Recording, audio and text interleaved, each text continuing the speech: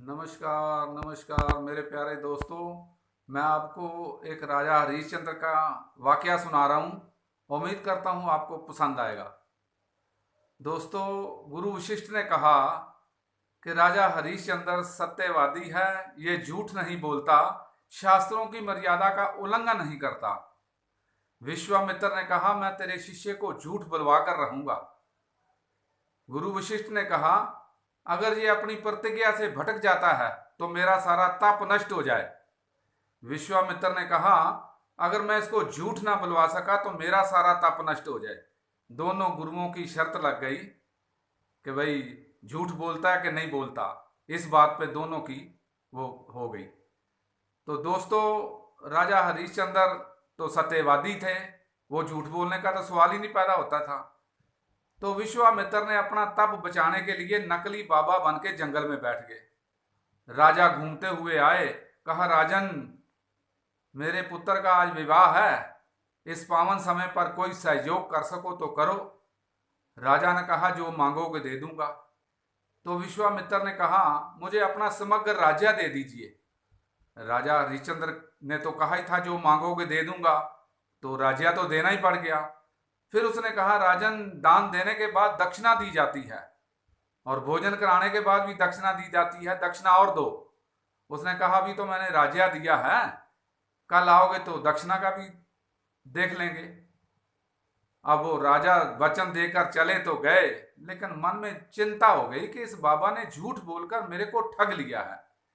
दोस्तों, संसार की तुच्छ वस्तु पाने के लिए किसी भी योजना से, किसी भी तरीके से एक कण भी पाया है तो उसकी भी कीमत चुकानी पड़ेगी। देने वाला तो दे ही देगा, रो के देगा, हंस के देगा, अपनी इज्जत के मारे देगा। लेकिन झूठ का तीर उसकी छाती में जो लग जाएगा, उसकी भी कीमत चुकानी पड़ती है। दोस्तों, रात भर राजा को नींद नहीं आई। सोचते रहे, मेरी रानी का क्या होगा, मेरे पुत्र रोहित का क्या होगा।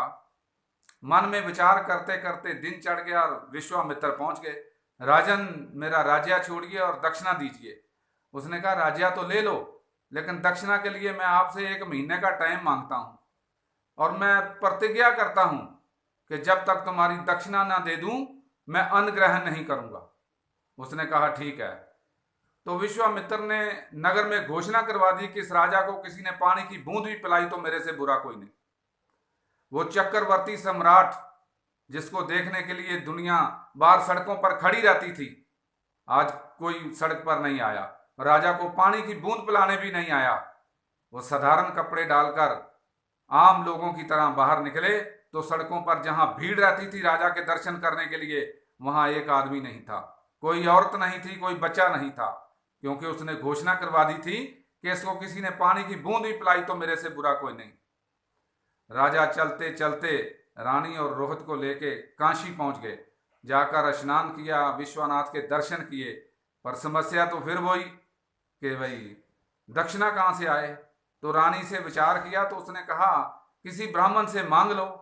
राजा ने कहा, मैं मर सकता हूं, फांसी लगा सकता हूं, लेकिन मांग नहीं सकता। फिर फिर विचार करके ये बात आई कि मैं तेरे को बेच देता हूं, पत्नी को बेच देता हूं, रानी को। तो राजा ने आवाज लगाई काशी की गलियों में कि मैं अभागा राजा अपनी पत्नी को बेच रहा हूं, मुझे थोड़ी सी मुद्रा दे दे कोई, इसको कोई दासी बना के रख ले, मैंने किसी का ऋण चुकाना है। मैं अभागा राजा अपनी पत्नी को बेच रहा हूं, मुझे कोई थोड़ी सी मुद्रा दे दे, इसको दासी बनाकर रख ले, और मैंने किसी का ऋण चुकाना है। तो जैसे धन्ना सेठ बन के सामने आ गया वही विश्वामित्र, और पैसे दिए और उसको खरीद लिया और बालों से पकड़ना शुरू कर दिया उसको। इतने में रोहित रोने लग गया। उसको बच्चे को क्या पता कि मेरी माँ जो कल तक रानी थी आज वो दासी बन चुकी है। रानी ने रोते हुए कहा, इसको भी ले लो, ये तुम्हें तंग नहीं करेगा, बाग से फूल ला दिया करेगा तुम्हारे पूजा के लिए, कोई और छोटे मोटे काम करेगा, थोड़ी मुद्रा दे के इसे भी ले लो।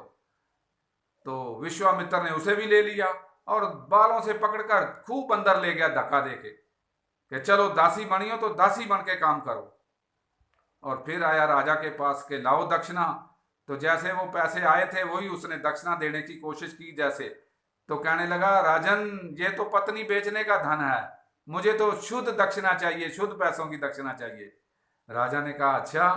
फिर राजा ने आवाज लगाई, मैं अभागा राजा अपनी पत्नी को बेच रहा हूं। तो वो बात खत्म हो गई। फिर उसके बाद दोबारा उसने कहा कि शुद्ध वाले पैसे चाहिए। तो फिर उसने आवाज लगाई कि मैं अभागा राजा अपने आप को बेच रहा हूं। मैं अभागा राजा अपने आप को बेच रहा हूं कि मैंने किसी का ऋण चुकाना है, मुझे कोई दास बनाकर रख ले और मुझे थोड़ी मुद्रा दे दे, मैंने किसी का ऋण चुकाना है। काशी की गलियों ने उसमें आवाज लगाई राजा ने खूब, मैं अभागा राजा अपने आप को बेच रहा हूं, मुझे कोई दास बनाकर रख ले, मैंने किसी का ऋण चुकाना है और थोड़ी सी मुद्रा दे दे। ऐसी गलियों में आवाज लगाई तो फिर वो धना सेठ सामने, फिर तो उसने उसको दक्षिणा के बदले ले लिया और डोम के हवाले यानी कि शमशान घाट में उसकी ड्यूटी लगा दी। दक्षिणा के बदले लेकर डोम के हवाले कर दिया उसको वहां, और कहा साथ में एक भी लकड़ी फालतू लगी तो मेरे से बुरा कोई नहीं। राजा ने बहुत कहा मेरे को वहां मत भेजो, वहां मत लगाओ, पर विश्वामित्र कहाँ मानने वाले थे। वो तो उसको झूठ बुलवाने के चक्कर में थे कि कहाँ ये गिरता है, कहाँ ये फिसलता है। तो राजा की वहां ड्यूटी लग गई और साथ में ये धमकी दी गई कि कर सबसे लेना है, किसी की एक लकड़ी भी फालतू लगी तो मेरे से बुरा कोई नहीं। अब उधर रानी दासी बन के उधर काम कर रही है, राजा इधर शमशान घाट में लगा हुआ है। कई वर्ष बीत गए। एक दिन क्या हुआ कि रोहित जंगल से फूल लेके आ रहा था, थका आ रहा, एक पेड़ के नीचे बैठ गया और उसकी आंख लग गई, नींद आ गई, सो गया। तो वहां उसको किसी सांप ने काट लिया, उसकी मृत्यु हो गई। लोगों ने बताया आकर के वहां कोई बच्चा मरा पड़ा। जब रानी जाकर देखने लगी, माता शैया जो दासी बनी हुई थी वो जाकर देखने लगी कि मेरा पुत्र अभी तक नहीं आया, तो कहा पहले काम करो, रात के 12 बजे ही छोड़ूंगा। झाड़ू लगाना, पोछा लगाना, बर्तन साफ करने, पैर दबाने, सारे काम करने के बाद रात को 12 बजे छोड़ा। जंगल की हनेरी रातों में जाकर उसने देखा तो वहां कुत्ते चाट रहे थे उसकी लाश को। कुत्तों को हटाया और पुत्र को गले लगाया। कहा कि क्या मिला हमें धर्म के नाम पर, राज्य गया, पति गया, पुत्र गया, क्या मिला हमें। इतने में सैनिक आ गए। उन्होंने सोचा ये डैन है, बच्चे खाने वाली डैया। कहा बहुत बड़ी सफाई दी, पर कहाँ मानने वाले थे। लेके वहां पकड़ के ले गए वहां राजा के पास, वहीं शमशान घाट में, क्योंकि वहीं संस्कार होना था। तो दोस्तों वहां जाकर ना राजा ने पहचाना ना रानी ने पहचाना, और वहां यही बात कि इसका संस्कार करना है, कर लाओ। उसने फिर आवाज लगाई कि क्या मिला हमें धर्म के नाम पर, राज्य गया, पति गया, पुत्र गया। तब जाकर राजा ने आवाज पहचानी, ये तो माता शैया की आवाज लग रही है। फिर दोनों ने एक दूसरे को पहचाना और कहा अब हमारे रहने का कोई वास्ता नहीं है, कोई इसका ऐसा नहीं कि हम जिंदा रहें, अब अग्नि के समर्पित हो जाते हैं। तो अग्नि की चिखा बनाई गई। तो जैसे वहां उसमें समर्पित होने लगे तो ऊपर से विष्णु भगवान का विमान आया, फूलों की बरखा हुई और रोहित का राज्य अभिषेक किया गया और वो उनको स्वर्ग लोक ले गए। सच बोलना बहुत ही मुश्किल है दोस्तों। सच्ची घटना ये सुनाई है आपको, जो आज भी बनारस में उसका घाट है, वहां पर काशी में जहां ये मुर्दे जलाए जाते हैं। तो सच्चाई पे रहते थे, राजा हरिश्चंद्र का नाम है। ऐसे मिसाल देते हैं तू इतना राजा हरिश्चंद्र मत मान। ये मिसाल किस लिए बनी कि वो सच्चा था, सच के ऊपर रहा और उसके लिए भगवान भी आए, ऊपर से फूलों की बरखा भी हुई, तो स्वर्ग लोक में गए। तो दोस्तों उम्मीद करता हूं आपको ये पसंद आएगी। Thank you.